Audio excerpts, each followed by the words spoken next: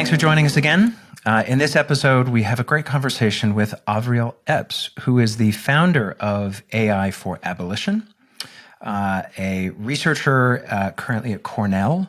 But most importantly, at least at the beginning of the conversation, she is also, it might surprise you, the author of a kid's book titled A Kid's Book About AI Bias. And I found it to be a fascinating conversation to talk with her. We started with the book, which you'll get a good look at. I'd highly recommend this for kids. I think it's targeted at kids aged 5 to 9 to describe and talk about AI bias coming from a very accomplished researcher. And that's an interesting pairing. Yeah, this is a great conversation, and it was very wide-ranging, lots about kids, some laughs at the end, and some serious stuff about the sort of genuine concerns and the around how we move forward when we already have so much locked in here. So I think there's it's a pretty broad scope of conversation. Very much so. Yeah. But I say at the end, but I'll say it again at the beginning, which is I'm very grateful to Avriel for taking all of her knowledge and accomplishments and and taking the time and effort to focusing in to help educate the next generation, and not leaving it, as we joke about at the beginning, at the level of books that very few people will get through, right? But to really bring that to the broadest possible audience is a real gift. So thank you to her. And we hope you enjoy our conversation with Avriel Epps. Avriel, thank you so much for joining us. We're really excited to talk to you today. Thank you. I'm really excited to be here. Let's start off with, I'd love to hear the story here. What inspired you to write this book? Yeah, I think there are a couple of different threads that led me to writing a kid's book about AI bias. The first was that I was involved in doing some research at the University of Southern California with Brandisha Tynes. And that research was really looking at how might biases in algorithmic systems impact Black and Brown youth specifically when they interact with biased algorithmic systems. And then what are some potential protective mechanisms if there are any negative impacts of interacting with biased systems? And that the lab that Brandisha runs really operates under this assumption that having some form of critical digital literacy or critical race digital literacy can protect young people who are poised to be the most vulnerable from these systems. Then, of course, the question becomes, how do we foster that critical digital literacy? And, are there ways for young people to get that outside of the internet and, outside of schools and schooling, which the experiences across the country vary so widely there. So the first thing that inspired me was just can I create an intervention here that might serve to increase this literacy, this type of literacy that might protect some of these kids from some of the psychological impacts that we don't fully understand yet in the research. And then the second thing that inspired me was that I am a huge fan. I mean, there's so many amazing books written about bias in AI and machine learning. I mean, Sophia Noble, Ruha Benjamin, Kay Crawford's work. Just the list goes on. Joy Buolamwini, the list goes on. And those books are mostly intended for a college level reading audience. And of course, not everybody reads at a college level. In fact, the majority of the country does not read at a college level.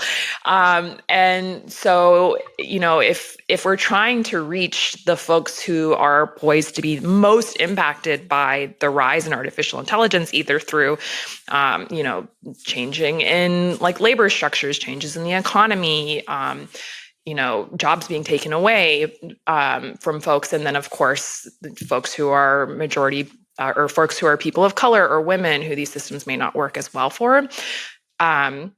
we have to think about how to reach them. That might mean writing things that are at a 5th or a 6th grade reading level. And so anyway, that was a huge inspiration for me, is like, working folks, parents, grandparents, people who feel intimidated by the topic of AI, like how can I create like a, little 60-page primer for them that might then start an appetite for them to go deeper into those college level texts. I think like a part of the work that I'm really excited about in this space is like the translation work. How does this get distilled to a children's book or a TikTok or, something that is more easily accessible for folks? What does your number one child reader fan, what's been the response from your own family and your own children? I mean, my kiddo is more excited about me making TikToks than writing kids' books, but I think that speaks to the experience of childhood in 2025. But no, it's been great. We've read it multiple times. I had a really fun experience about a week and a half ago where I had created a card game to go along with the kids' book as a sort of digital gift that folks can print out or play online. And it really is just an opportunity for parents to help their kids put the ideas in the books into practice. So actually go on to these websites, assisted by an adult, of course, supervised, and run experiments and then make observations. So I had my kid print out the card game, cut it out, and we started playing it. And there's this really adorable moment where we were asking ChatGPT to generate an image of an American. And we ran that like 10 times as the experiment. And he was just like sitting there waiting for the image to generate and like making guesses like, oh, I think it's going to be a white guy. No, wait, he might be Chinese. Oh, wait, no, I don't like. So it was, yeah. And then after running it a couple of times, he was a little jaded. He was like, oh yeah, this is definitely going to be a white guy. Like, so it's been really interesting, but fun. And the multiple schools now are kind of picking it up and asking me to come in and just sit with students who are mostly hearing really great positive stories about artificial intelligence and all the opportunity there is in that, and how they should learn these technical skills to be able to participate in that, which is good. But I think there needs to be balance and nuance in those conversations with those kids. Interesting. Well, we have 5 kids. They're all amazing. Quite a bit older. I mean, we're about to go through a graduation transition where we'll have 2 in college and 3 out of college. That's kind of crazy. Congratulations. Yeah. But it's interesting to be in the AI space professionally and then have 5 kids who generally are pretty somewhere between skeptical and negative. And so it's interesting to sort of have that experience as parents and try and figure out how to navigate the positive side of what's possible with what's generally in their world is the negative of the social and environmental negative aspects of it. Now they're at a different age group than your book is targeting, but it's I definitely appreciate the focus on trying to make sure that people get a more holistic understanding of this, right? And that you're able to approach it at the right sort of age level to let kids actually get a sense of it. And I'm kind of curious what you're dealing with, and you know this because you're heavily in the space and understand the technology. Not like I need to say, well, talking about bias is difficult technically when you get to it. How do you find kids understanding that and being able to get to it? Because bias on the technical side can become really quite gnarly. When you start dealing with like the math of how you might approach it and change it, it's definitely, well beyond the vast majority of people. And you're going all the way to really young kids and trying to help them understand it? Where do you find that what they understand, and where is it where there's still a gap? How bias manifests goes way beyond the kind of garbage in, garbage out data argument, I think is what you're getting at. Yeah. And I'm well aware of that. And I also, this is not a technical book. There's two things that I think kids are latching onto that make sense for them, which is that computers take in lots of information, and that information reflects the biases of society. There's a whole literature of research showing that children pick up on societal biases like very, very early in like toddlerhood, and some even in infancy. So, these kids know that there are differences, that, girls are being treated differently than boys, and your skin color determines how you're treated.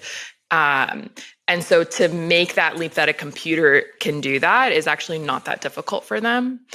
And then I think the other thing that is a central message in the book and also in my work in general is that the mathematical frame, like the mathematical interpretations of bias or explanations of bias in these models is important. But what's more important is how the models impact people in the real world. And so those impact outcomes, the model being unfair to different groups of people in a way that exacerbates existing historical forms of oppression, is ultimately what matters the most. And so that's why in the book I'm very clear, like, the message is that it's just if a model isn't fair and doesn't treat people, fairly and justly in the way that a little kid thinks of it, not mathematical fairness, then it's, potentially not a helpful form of AI. And so, that distinction, I think, between disparate treatment of a model and disparate impact is what I'm really trying to get at here. And kids have an innate sense of justice inside of them. They're like, you guys probably know this, like with That's multiple not siblings. fair. Exactly. So I think that part is like also super, they're kind of primed to latch on to that as well. And that's developmentally appropriate for them to be doing that too. Yeah. And I'm curious about digging into that a little bit more in terms of the kind of language that you hear when people sort of experience that realization. So one of the things that really struck me about the whole responsible AI sort of movement when it was in it early on was this idea that we could see transparently and reason much more clearly and much more logically and much more precisely about what the nature of bias was in society by the machines reflecting it back to us. And, you go back to sort of 2016, 2017, early image generators or other ways of showing bias. And Joy's work, very impactful for adults. You look at it and you have this moment of, wow, is that really our society? And there's been obviously some degree of response to that.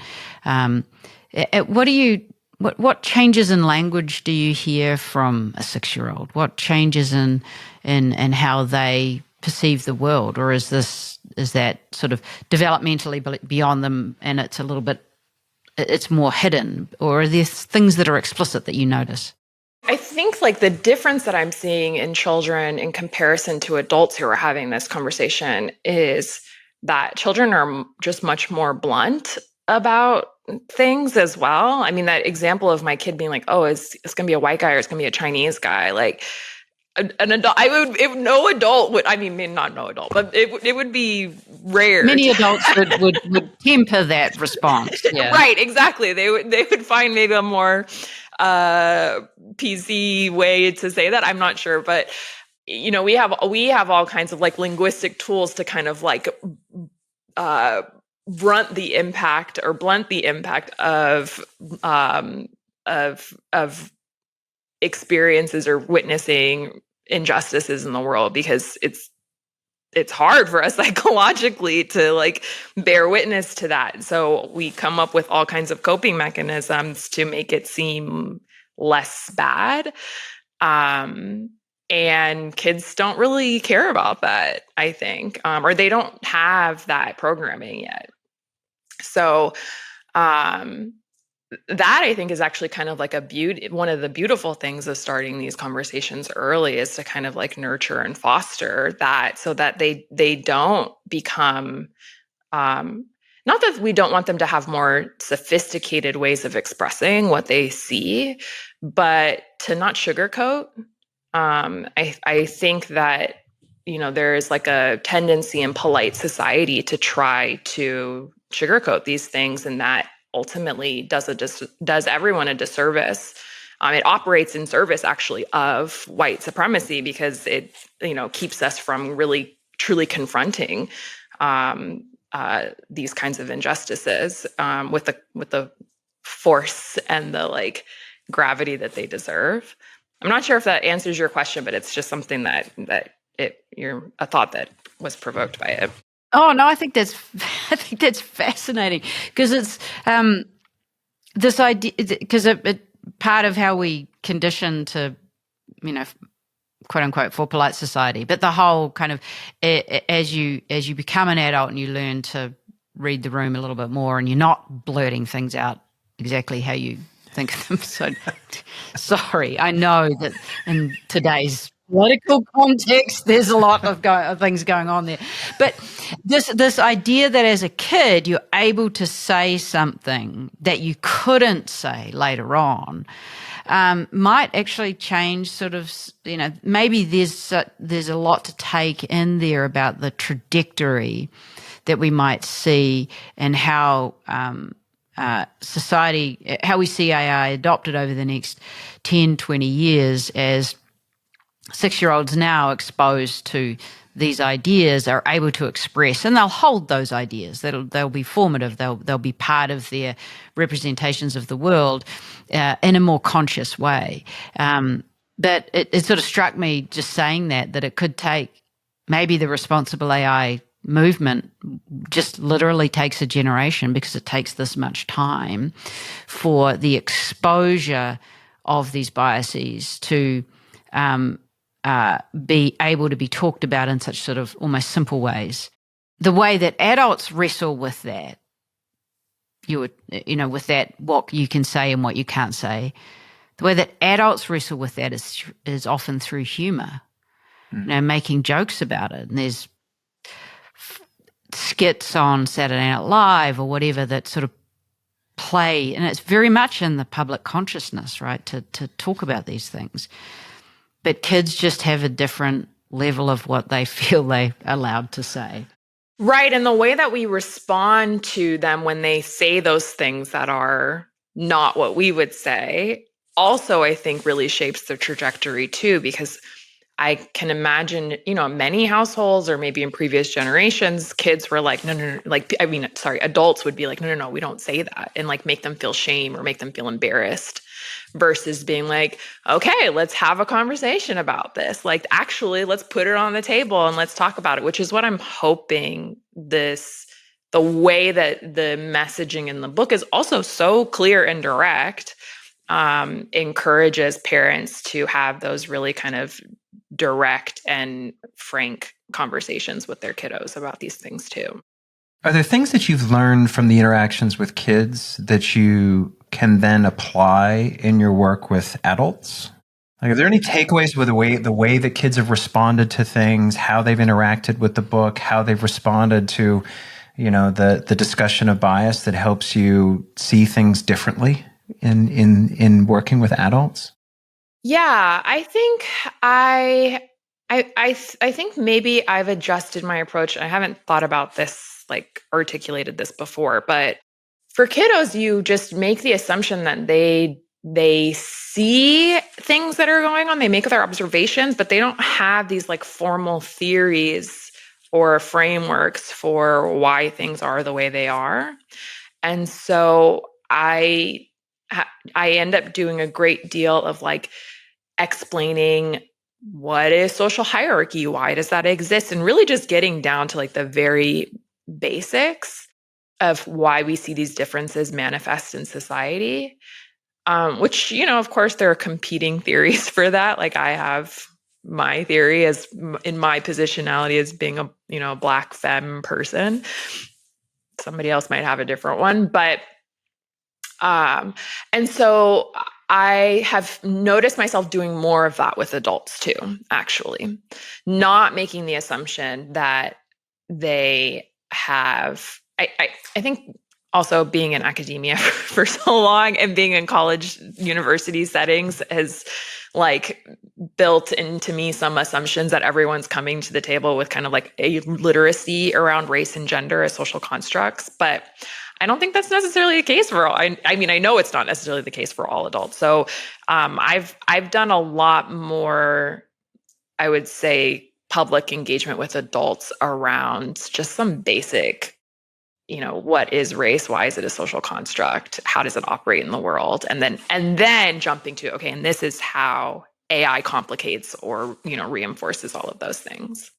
Before the advent of generative AI, we taught a class in a local high school just for fun on designing an AI app. And it was really interesting to see how a group of kids who were very smart and talented and interested, I mean, this was an elective class, so they were choosing to be part of this, approached a brand new technology, and to see it through a teenager's lens. And the part of it that was the most, so they decided as a group to design an app that was going to be like a tour guide to Disneyland. And so it would have because there was somebody there who like really wanted to be an Imagineer. So that was what they were all designing. This was all on paper and prototyping kind of thing. It was not getting into coding. So they created this whole thing, and they had the way that the kids would all interact and how you could share where you were with your friends, and you could see where everybody had been, and then da-da-da-da. And then you recognize exactly how a kid's mind works when they decide that, well, once you're going to, like Strava, you're going to go around Disneyland and you're going to show where all the rides you've been. Well, what did they do? Well, they decided to go around and draw things that we shouldn't be drawing in public company, on that, on an app, because isn't that funny as a teenager? So you have to have to stop and recognize this sort of different mindset, which is, I think, actually was really interesting, because we actually left that thinking, gee, if you're making an app, you should actually give it to teenagers and just see how they're going to use it to figure it out. But the other part that's the ultimate red teaming. The other part exactly. We had an interesting podcast interview recently with Chris Messina, and one of the good questions that we talked about was where does he think that unlock is going to come from? And Chris is credited as being the guy who created the hashtag. So there's like that one thing that totally unlocked, social media. And his answer was, well, I'm not really sure, but I think it's going to come from somebody who's currently about 12 to 14 years old. I find that comment, it's been sticking with me ever since he said it. And especially you're now spending a lot of time with kids vaguely in that. I'm not sure exactly what classes you're talking to, but you're talking to that group. And it's really interesting to have that reflection, like you're talking to groups who might be the ones who are going to find the unlocks for this new wave of technology. Like we can see the potential, but where's the little thing that's really going to open it up and make it really great for everybody? You're actually spending time with them and seeing how they react and what they might be interested in. And I find that to be a bit of a mind wander there, but that's part of what's behind me, is sort of trying to understand your experience watching them experience. I think it's probably going to be something around companionship and support. I mean, we see this already with like the popularity of character AI, and it is kind of like adults in this space is like biggest nightmare that AI companions become. And I'm not saying it will be AI companions specifically, but there's something when I talk to kids, especially middle school age kids who are really wrestling with things, and this might just be because adolescence is really about social identity development and social development rather than like cognitive or emotional development in early childhood. But they're really concerned about like, how do I support my peers? My peers are struggling. I'm struggling. Like, how do we support each other? We're lonely. We're depressed. and I don't want to overly play into stereotypes of the like anxious, depressed generation. So forgive me for doing that. But it is something I have also done these kinds of like design thinking, like participatory action research workshops with middle schoolers of like, okay, what's the problem that you guys are like most interested in solving with technology? And it's about support. Like they're really trying to figure out how to get support.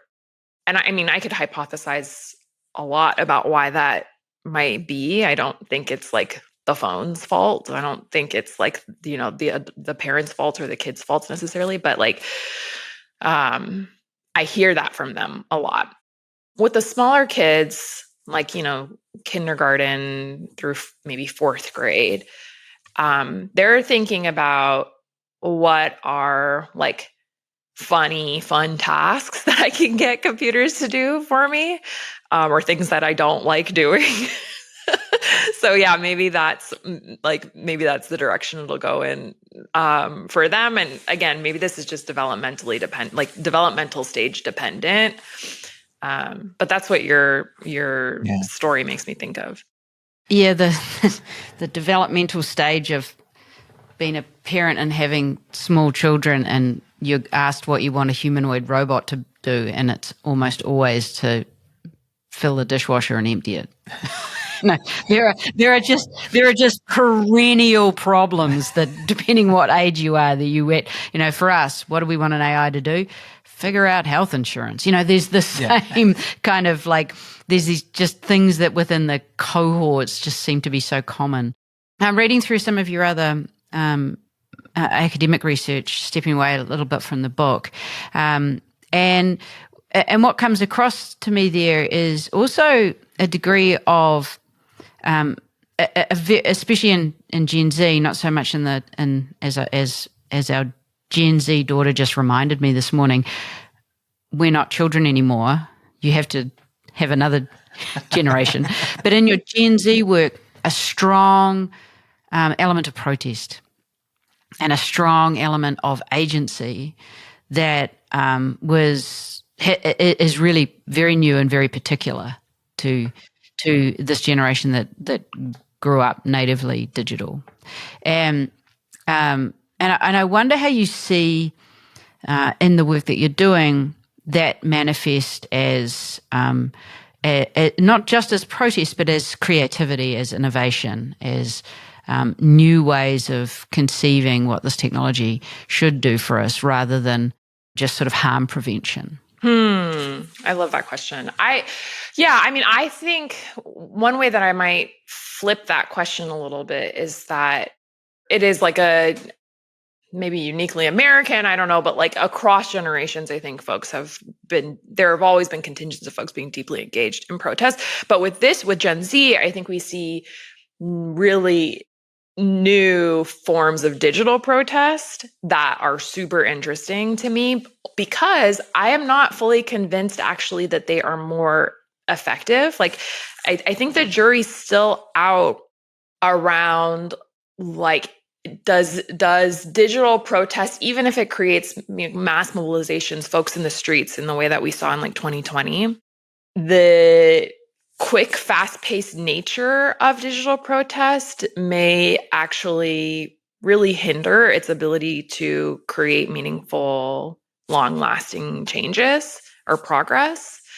And I think we saw that with 2020 too. I think like we like quickly saw the co-opting of those forms of protest by the opposition, even though the digital platforms and the specific forms of digital activism that folks were using were able to create this massive upswell. It also, I think, allowed for this like very easy co-opting that may not have been as possible in like the racial upheavals of the 60s or something like that, as an analogy.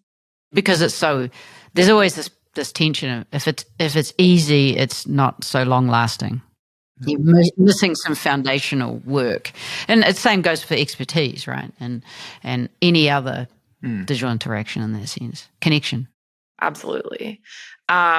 So but I do actually think that I have seen younger generations or youth activists really grappling with that more meaningfully in recent years, kind of learning from those mistakes, if you will, or just not mistakes, but just vulnerabilities, and thinking more deeply about, okay, how do we use these tools to bring people together in real life, like organizing spaces.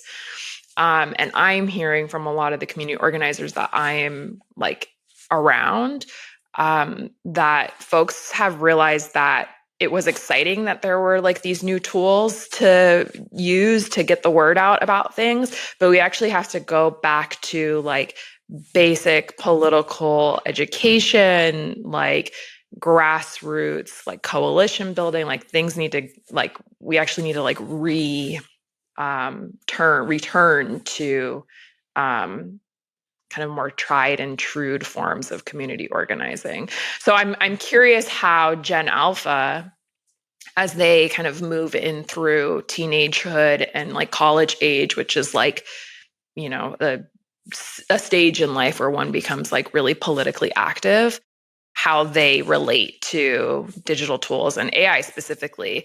Like, I hear adults talking about like, we should just use ChatGPT to write, massive amounts of emails to our representative to change this thing we don't like in local politics. And I'm like, that there's no way that can be effective, because literally all you have to do is the other side just has to create a filter and just be like, oh, we're going to write off all emails that come in now because they're generative AI. They're not real humans. So I'm like that's the disconnect that's happening with the millennial parents that I'm around. But I think Gen Alpha is going to like think about this a little bit more intelligently. My hope is, at least. I don't know. And so interesting, because in our generation in Gen X world, everybody, you'd sit down and write letters, and you'd start with a form letter and then try to have something slightly different. But there was definitely a lot of copy paste. But you're right. It's interesting. I don't remember that being a pushback on that idea then, though. Like the physical idea of sitting down and writing a letter, printing it out, signing it, putting a stamp on it, putting it in an envelope. Maybe maybe people discarded those, letters that everybody wrote that were all the same. But I don't remember that being pushback on it. But maybe that was because there was some level of physical effort that had to go into it, which therefore meant, well, somebody might be copying and pasting. Well, it wasn't copy pasting at the same time, but you're actually like printing it out and signing your name, the exact same letter, but at least they're doing it. Whereas now you don't really have to do it. You can have an agent, you can have an AI agent that's firing these things off, and you're not even thinking about it. So on the receiving end, there's clearly there's no effort that demonstrates the care, that you have for this particular cause. So how do you do that? How do you still leverage the technologies to be able to get the word out more effectively, to be able to communicate more efficiently, but still make sure that you're able to demonstrate that you actually you cared enough to do something, That's you showed right. up and you did something. You didn't just have an AI do it for you. That's right. And there's an analogy there too with like social media or like political organizing, or like, I don't know if you could even call posting on social media a form of activism, but like let's pretend that you can for sake of argument, where the amount of AI generated content on all of these platforms really, like, I think cheapens or maybe drowns out the folks who are the real human beings who are doing that work. And so again, I think my prediction, and I could totally be wrong, is that we're going to see a reversal and a coming back to real, like, human in-person organizing. Maybe this is a good time to ask you to give us and the audience a bit of an overview of AI for Abolition. Yeah, absolutely. So AI for Abolition is a nonprofit that I co-founded with my brother, actually. And our main goal is to try to build community power with and around AI. And we think about that in a couple of different ways. The first way is, you can't build political power around anything without education and literacy around that topic. And so this is why things like the book are really important. The public-facing work that we do with partner organizations like the Los Angeles Public Library System. I'm doing an event in a week or so with State Assemblywoman Tina McKinnon. And really, again, trying to build this like critical literacy across generations around political issues that intersect with AI. Oftentimes that's issues of bias, but it's also things like surveillance. It's also the environmental impacts of AI, because we see all of these issues as like deeply interconnected and intersecting. And then the second piece is, in order to effectively critique and be believable in your diagnosis, or be motivating in your diagnosis of a problem with a system, you have to provide some kind of vision for a viable alternative. And that, I believe, is the central tenet of abolition as a theory, is like, if you want to dismantle a system, you also have to create the alternative for it that is inspiring and life-giving. And so we are also working with communities who are poised to be most severely impacted by artificial intelligence to dream up and build community-led tech products that are affirming and life-giving and healing. So one of the first projects that we're working on is with a coalition of transformative and restorative justice practitioners. So folks who are doing work around accountability and healing when some kind of interpersonal harm has happened, in order to divert people away from the prison industrial complex. So you could think of transformative and restorative justice as like an alternative to engaging the criminal legal system, when the parties who have been impacted or who have done the harm are consenting to to not engage the criminal legal system. And so questions that we ask them are like, okay, well, how are you even using technology in your work? And how, and what are the limitations in the existing technology in doing that work? Lots of things came up around like state surveillance and safety and keeping the vulnerable individuals who are engaged in those processes safe.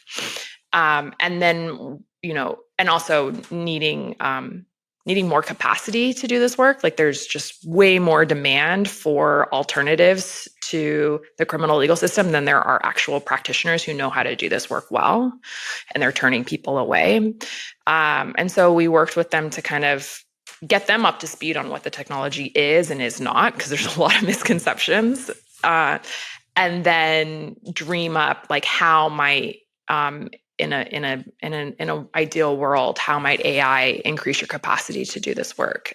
And then also other forms of technology that are not AI. So now we're working with those communities to build out a product which we're calling Repair. And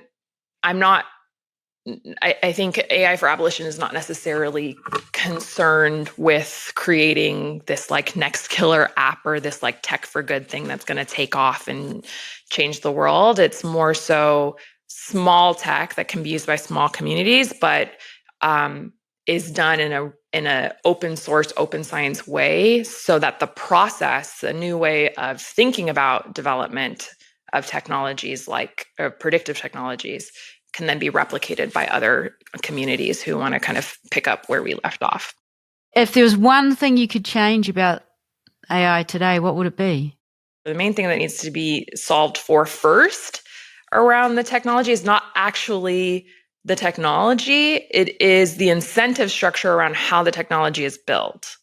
And even in academia, which I'm sure you well know, the incentive structure is still largely set and limited by these massive corporations who are funding the work, or the Department of Defense, or whatever governmental body is funding a lot of the research. Of course, there's exceptions to that rule, but so long as the incentive structure for AI specifically is to make the most capital for the people who've invested in it, it's not gonna do the best thing for society, in my opinion. And that's not like a wholesale critique on capitalism, or I don't know, maybe it is, but like I think the more people need to own the means of production of AI, I think, and fewer people need to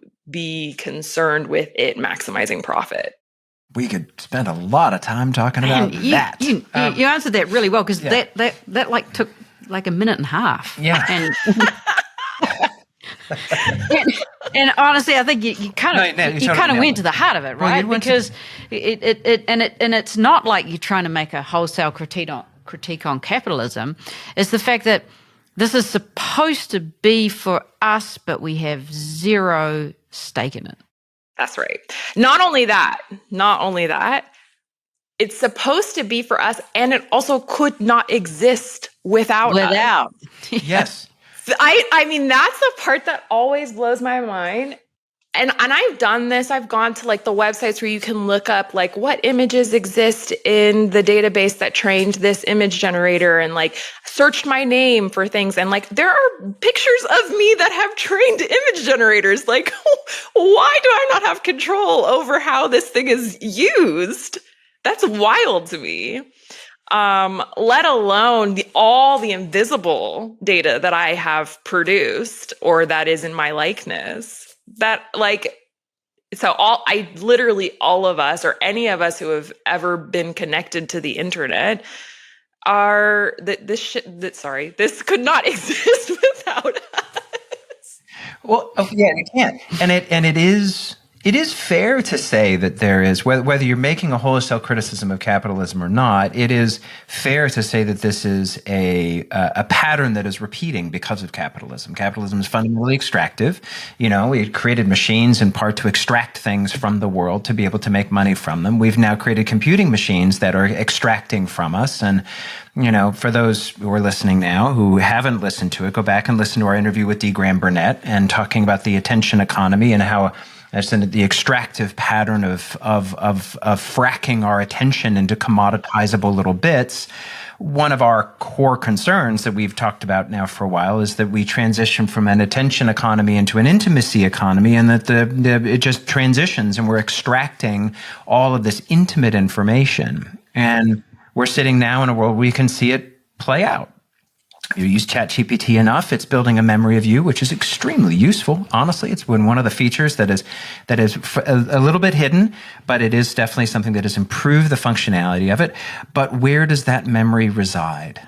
Yep. Well, it resides in my account with OpenAI that I can't take. Not only can not even transfer to another version of yourself. I can't even transfer it to a new email address, let alone take it anywhere else. But it is the thing that makes it actually really useful. And I'm the one who's generating the information that is making the model more useful to me. But I'm trapped in the economic system that is, keeping me trapped. I'm not sure what the better verb is there. I'm sort of stumbling over my words a little bit here, but it is, I think you nailed it. Like if there's one thing that we could really do is to try and figure out how, because that is the economic incentive. If you're building a large, corporate, what do you want to do? You want to trap people into it, and you want to get them stuck in there so that you can ratchet up that per month fee, because of course that's going to increase over time. But the problem is that we are so directly creating the value that we're now having to pay to get back. Like, we've made it, and we have to pay monthly to get back what we created. And that frustrates me. I get really angry. You're like that little kid. It's not fair. Yeah. But then, someone will turn around and say, well, of course it's fair. It's useful. We're doing something here. And so it is very hard to pull this apart now. Yeah. Because, it's not, I think the reason it's hard to pull apart is because they're actually really intelligent. And you can't pull apart your intelligence from its in the same way that we used to be able to. Yeah. And to me, there's almost part of it is yes, all of these structures and the design and the way we use it and what have you. But the kernel here is these things are really intelligent. And the more we use them, the more intelligent we become using them. Well, and the better we use. And it's the partnership with the tool. Yeah, it's the collaboration. It's that collaboration that is creating the value, which therefore means it's very... And by definition, you cannot pull apart a collaboration because something is emerging from it that is greater than the sum of its parts. And I think that's a real conundrum that, unfortunately, the power structures mean that we are totally locked in. And I think your answer is really interesting because your answer points not to a technical solution. It points to a systemic, a societal. It's a meshed, emergent solution. It's not going to be. There's no one shot. There's not like. I mean, there was discussion years ago about, how do you rein in big tech? Well, you treat it like a utility and you split this off from that and you regulate this part of it and what have you. We are so far past that. That is just not even vaguely viable, It is that it's, yeah. God, I need a drink. Sorry. Okay. Well, I do that to people sometimes. My bad. I'm gonna try and spin this to a positive ending for those of you who haven't hung up now because of the depressing. No, it's not that depressing. No, it's interesting. Which is what's next for you? I have a couple of different things in the works. Research-wise, I'm really interested in how algorithmic systems shaped everything we saw and are still experiencing in terms of our Americans' reactions to an engagement with October 6th, 7th, and 8th, and all the campus protests, all of that. And so I've been collecting a lot of data around how different communities were being targeted online by information and engaging in different information ecosystems that were algorithmically curated, and what different kinds of biases were in that. And then I'm also starting to think quite deeply about young people who have been significantly harmed by social media platforms. And, some even losing their life or dying by suicide, and trying to disentangle across demographic groups, across age and developmental stage, what their experiences were on these platforms and what kind of recommendations they were getting on those platforms. And then because that's not very hopeful, and that's what you asked for. And so I think another thing that I have, and I don't know if, as folks who have also been in this space for a very long time, I have found that the work on everything digital that I'm doing feels like a very important, meaningful kind of calling to do. And I am craving land-based, nature-based solutions and interventions that are just completely divorced from the digital world. And so I've really been diving deeply into the science around watershed restoration and soil regeneration. There's not a direct connection there between the AI work and that work, but there is a soul connection for me, or mental health connection maybe. It's as a balancing thing and a way to stay grounded. And to know that look, guys, if the robots do come to kill us all, which I don't think that's going to happen, but if it does, I want to know that I'm good with I'm good just hiding out on my little patch of land, and I tending to it, and it makes me happy. So yeah. That's awesome. That's great. I love the mix. It's fantastic. The non-augmented, non-digital prepper. Yeah.